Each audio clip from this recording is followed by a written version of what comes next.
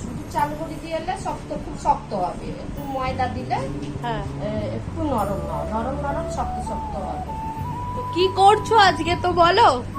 এই দেখো গাইস, আজকে রাধাষ্টমী হচ্ছে, তালের পুরুলি বানাবো। আচ্ছা, এটা তালের এইটা পাল। তালের পাল, আর এটা চাল গুঁড়ি আর ময়দা বের করা হচ্ছে। কলার হচ্ছে পকোড়া করবো, আর কলার, আর হচ্ছে তালা গাইস। তাল দাও, তাল। আর একটু জায়গাটা বড় হতে হতো নাকি? হ্যাঁ, এখানে ব্রাউন রাইস দিয়ে বানানো হচ্ছে। সরি, রাইস,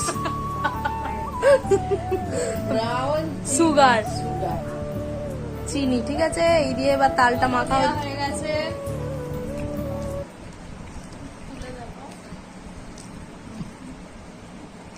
আরো জল লাগবে না?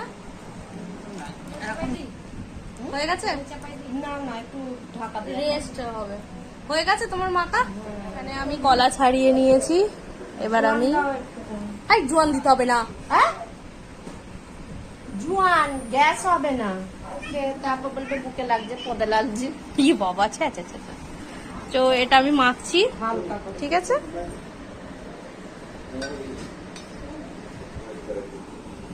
চালের গুঁড়ি দেয়া হয়ে গেছে,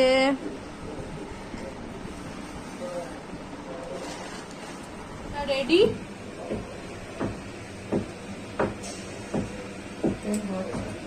তেল এখনো পুরোপুরি হয়নি।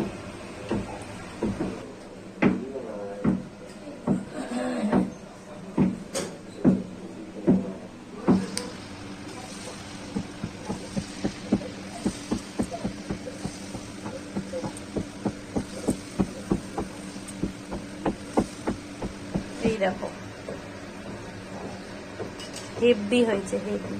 বলো, এগুলো হচ্ছে কোনো তালের। এগুলো তালের ফুরুলি। দেখো গাইস, কেয়া কলার পকোড়া বানিয়েছে। যে বানাইছে তার আচ্ছা হবে না।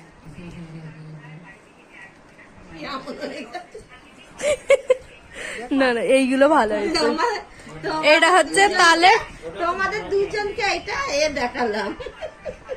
এটা হচ্ছে কলার, কলা কলা।